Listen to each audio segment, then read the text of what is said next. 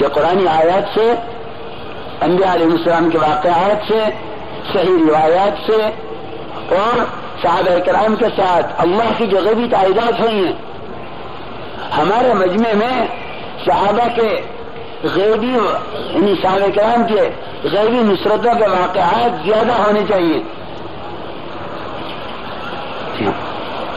کرامات کے تذکرے نہیں، نصرتوں کے تذکرے. جی ہاں، کرامات کے تذکرے نہیں، کرامات شخصی چیزیں، نصرتیں اجتماعی چیزیں. کہ دعوت کے ساتھ نصرت ہے،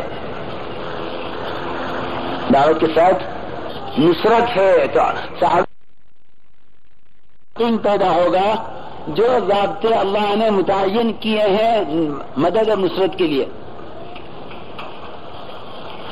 یہ ہے محمد رسول اللہ. ہاں، لا الہ الا اللہ محمد رسول اللہ کی کیا مطلب ہے اس کا؟ کہ اللہ رب العزت کے اوامر کو محمد صلی اللہ علیہ وسلم کے طریقے پر پورا ہونے میں یعنی مکمل کامیابی کا یقین. کہ جتنے احکامات ہیں ان احکامات پر استقامت وہ یقین کے بغیر نہیں ہو سکتی، اور جتنے احکامات ہیں ان احکامات پر اجر یقین کے بغیر نہیں مل سکتا. محمد صلی اللہ فرماتے تھے کہ اعمال پر اجر بھی ایمان کے بغیر نہیں ملے گا. اعمال پر اجر ملنے کے لیے یقین شرط ہے. اعمال پر اجر ملنے کے لیے یقین شرط ہے. محمد فرماتے تھے کہ اعمال میں ریا داخل ہوتا ہے یقین کے ضعف سے، یقین کی کمزوری سے. اعمال میں ریا داخل ہوتا ہے یقین کی کمزوری سے، اس لیے کہ جب یقین نہ ہوگا تو پھر احتساب نہ ہوگا، جب احتساب نہیں ہوگا تو پھر اجر کس پر ملے گا؟ جیسا کہ عمر رضی اللہ عنہ فرماتے ہیں کہ لا اجر لمن لا حسبة له، کہ جس میں احتساب نہیں اس کو کیا اجر ملے گا؟ اعمال پر اجر ملنے کے لیے احتساب شرط ہے. احتساب یہ ایمان کی علامت ہے. کیا مطلب ہے؟ کہ محتسب اللہ سے اجر کی امید کرنے والا، اس کی نگاہ اللہ پر اتنی ہی رہے گی جتنا اس کے دل میں اللہ کی ذات کا یقین رہے گا. اس لیے میرے عزیز دوستو بزرگوں، اللہ رب العزت کی ذات عالی سے براہ راست استفادے کے لیے ساری ظاہری شکلوں کے خلاف، اللہ کی ذات سے براہ راست استفادے کے لیے تمام ظاہری شکلوں کے خلاف فائدہ اٹھانے کے لیے واسطے اللہ کے احکامات ہیں. بس اسباب پر اللہ کا کوئی وعدہ نہیں ہے. تم تجارت کرو ہم تمہیں مال دیں گے، کوئی وعدہ نہیں. تم دوا کھاؤ ہم تمہیں شفا دیں گے، کوئی وعدہ نہیں. تم حکومت کرو ہم تمہیں عزت دیں گے، کوئی وعدہ نہیں. تم شادیاں کرو ہم تمہیں اولاد دیں گے، کوئی وعدہ نہیں. انبیاء علیہ السلام نے تو جب اولاد مانگی، جب بڑھاپا اتنا آ گیا کہ اب عقلاً اور ظاہری طور پر اولاد مل ہی نہیں سکتی، کہ جب اولاد مل نہیں سکتی، جب اولاد مانگی. میرے محترم دوستوں، یہ بات تو دل میں اتر جائے کہ اللہ کا کوئی وعدہ سبب پر نہیں ہے. پھر کہیں پر وعدے ہیں کہ سارے وعدے محمد صلی اللہ علیہ وسلم کے طریقے پر اللہ کے وعدوں کے یقین سے حکموں کو پورا کرنے میں ہے. اب اس پر آؤ کہ اللہ رب العزت مجھ سے کس وقت کیا چاہتے ہیں. دیکھو، اگر اس پر نہ ہے کہ میرا رب مجھ سے کس وقت کیا چاہتا ہے تو ہم حال کا امر چھوڑ دیں گے. جو حال کا امر چھوڑ دے گا وہ دین کے کسی ایک عمل کو دین سمجھے گا. اللہ رب العزت نے جو احکامات دیے ہیں ان احکامات نے 24 گھنٹے مسلمان کے ایسے مشغول کیے ہوئے ہیں کہ یہ ایک عمل سے دوسرے عمل کی طرف، ایک عمل سے دوسرے عمل کی طرف، ایک اطاعت سے دوسری اطاعت کی طرف یعنی منتقل ہوتا ہے. اس کو اللہ کے احکامات سے فراغت ہے ہی نہیں. مسلمان کی تو ساری زندگی ذکر ہے، مسلمان کی ساری زندگی ذکر ہے. جس طرح نماز کہ نماز اقامت سے لے کر تکبیر تحریمہ سے لے کر سلام پھیرنے تک ہر عمل کے ساتھ عمل لگا ہوا ہے، اس طرح مسلمان کی پوری زندگی کو عبادات نے گھیرا ہوا ہے کہ اس کی پوری زندگی عبادت ہے. اس لیے میرے محترم دوستو بزرگوں، جب اس طرح یقین کی دعوت دی جائے گی، اس طرح میں نے عرض کیا ہے، اللہ کرے یہ ایک مذاکرہ ہے اب حضرات سے، اللہ کرے یاد رہے، اللہ کرے یاد رہے. یہ ذمہ داری ہے جو میں عرض کر رہا ہوں کہ آپ حضرات اس ذمہ داری کو اٹھائیں. کوئی مذاکرہ بطور ذمہ داری کی کیا جاتا ہے، بطور معلومات کے یا بطور تقریر کے نہیں کیا جاتا. ہمارا کام تو تذکیر ہے، تقریر نہیں ہے، کیونکہ تذکیر یہی نفع کی چیز ہے. ذکر فإن الذکر تنفع المؤمنین، کہ تذکیر سے ایمان والوں کا نفع ہوگا. کہ اگر اس ترتیب سے یقین سیکھا گیا میرے محترم دوستوں تو یہ یقین ہی ہے جو اعمال کو یقینی بنا دے گا. ایمان ہے جو اعمال کو یقینی بنا دے گا، کیونکہ سارے احکامات پر چلنا یقین کے بغیر ممکن نہیں ہے.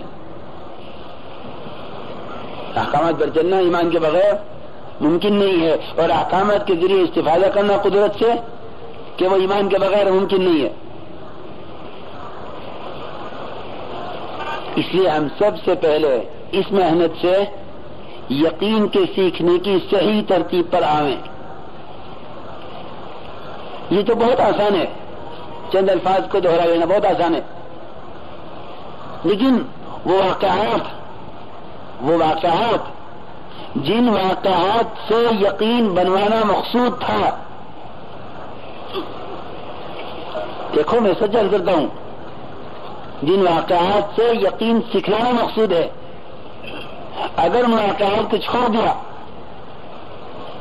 یا یہ سمجھا کہ واقعات کا بیان کرنا مقصود نہیں ہے، نہیں، واقعات کا بیان کرنا یوں مقصود ہے کہ اس واقعے سے نبی نے کس طرح یقین سکھلایا ہے اپنے صحابی کو. ایک صحابی نے آ کے عرض کیا نا کہ یا رسول اللہ میرے بھائی کا پیٹ چل گیا، اس کو دست آ رہے ہیں، فرمایا جاؤ شہد پلاؤ اس کو. جا کے شہد پلایا، دست اور زیادہ ہو گئے، پھر آ کر عرض کیا کہ یا رسول اللہ میں نے شہد پلایا، دست سے زیادہ ہو گئے. فرمایا نہیں، جاؤ شہد پلاؤ. پھر آیا کہ دست اور زیادہ ہو گئے. فرمایا نہیں، شہد پلاؤ، دیکھو تمہارے بھائی کا پیٹ جھوٹا ہے، اللہ کی بات سچی ہے. تمہارے بھائی کا کیا جواب اپنے آخری کا یہ فرمایا حدیث میں ہے کہ تیرے بھائی کا پیٹ جھوٹا ہے، اللہ کی بات سچی ہے. یہ کیا سچی ہے اللہ کی بات؟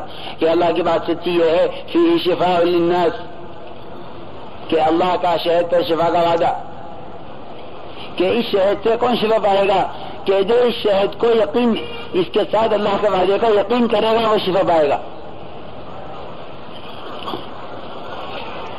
جس کا تاثیر یہ ہوگا کہ نہیں شہد کی تاثیر گرم ہے اور اس تاثیر سے دست آئیں گے، کہ وہ تو اس چیز کی تاثیر سے متاثر ہوا ہے، اس کے وعدے سے متاثر نہیں ہوا.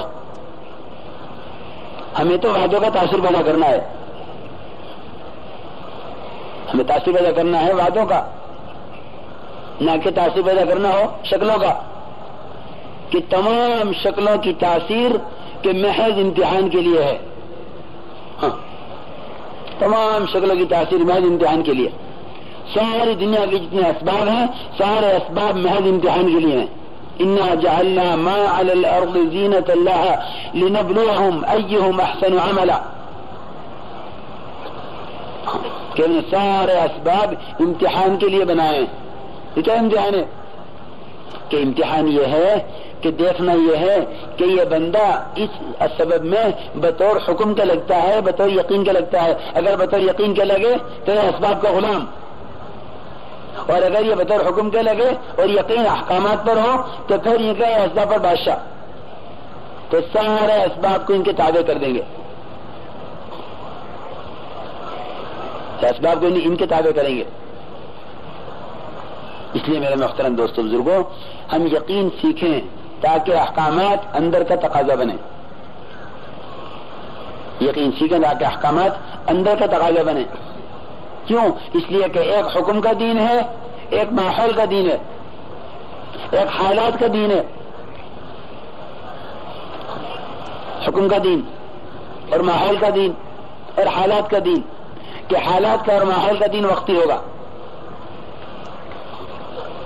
کہ حالات آ گئے تو پوچھیں کہ میں کون سا عمل کروں، مجھ پہ قرضہ آ گیا، مجھ سے مقدمہ آ گیا، کون سا عمل کروں؟ کہ یہ حالات کا دین ہے، یہ وقتی ہوگا. ایک دین ہے کہ ایک دین ہے حکم کا، کہ حکم کا دین یہ ہے کہ یہ کہیں بھی ہو کسی بھی حال میں ہو اس کے ذمہ یہ ہے کہ ہر وقت اس بات کی تحقیق میں لگا رہے کہ میرا رب مجھ سے اس وقت کیا چاہ رہا ہے. یہ حکم کا دین ہے، یہ ایمان کے بغیر نہیں آ سکتا. یہ ایمان کے بغیر نہیں آئے گا کہ یہ حکم کا دین ہے. اس لیے ہمیں اپنے اندر کہ حکم کا دین لانا ہے تاکہ پورا دین ہماری زندگی میں آوے، ورنہ امت کا دین جزوی ہو کے رہ گیا. امت کا دین جزوی ہو گیا ہے. میرا دوستو بزرگوں، جہاں دعوت یقین کی ہے کہ وہاں دعوت فرائض کی بھی ہے. یہ بات یاد رکھیے اچھی طرح کہ ہمارے یقین کی کہ ہماری محنت میں کہ یہ دعوت صرف ایمان یقین تک محدود نہیں ہے. یہ باتیں بہت یعنی غور سے سننی بھی ہیں، یاد بھی رکھنی ہے. اللہ کرے آپس کے مذاکروں اور آپس میں باتیں تذکروں سے یاد بھی رہیں کہ دعوت ایمان یقین تک محدود نہیں ہے.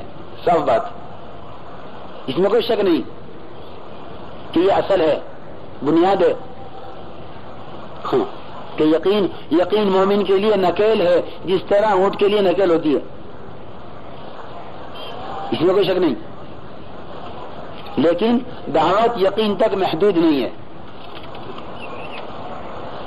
بادشاہ رحمۃ اللہ علیہ نے حیات الصحابہ میں الدعوت الی الفرائض کا مستقل عنوان رکھا ہے. الدعوت الی الفرائض، کہ اللہ کے فرائض کی طرف دعوت دینا. اس لیے ہماری دعوت پورے دین کی ہے. ہم کوئی شعبہ دین کا چھوڑیں گے نہیں دعوت میں. ہم دعوت میں دین کا کوئی شعبہ نہیں چھوڑیں گے کہ پورے دین کی دعوت ہے. یہاں تک کہ معاملات اخلاق معاشرے کی دعوت ہے. کہ کیسی دعوت ہے؟ کہ دعوت معاملات کی لائن کے احکامات سے ہے، اور معاشرے کی دعوت معاشرت کے لائن کے احکامات سے ہے. دعوت خالی نہیں ہے کہ دعوت عمل کی ہے اور قول اس کے تابع ہے. دعوت کہیں کی ہے بھائی. دیکھو میں سچ عرض کرتا ہوں، صحابہ کرام میں جو اعمال میں مقابلہ ہوتا تھا، اب تو مقابلہ معلومات میں ہے نا کہ کون زیادہ جانتا ہے وہ آگے. ہاں، حالانکہ صحابہ کا مقابلہ تھا اطاعت میں کہ کون زیادہ کرے. فقراء صحابہ نے آ کر عرض کیا کہ یا رسول اللہ صلی اللہ علیہ وسلم، مال والے تو آگے بڑھ گئے، صدقہ کرتے ہیں، زکوٰۃ دیتے ہیں، غلام آزاد کرتے ہیں، خرچ کرتے ہیں، اور ہم تو غربا ہیں، ہم تو پیچھے رہ گئے. تو آپ نے نہیں فرمایا کہ تم بھی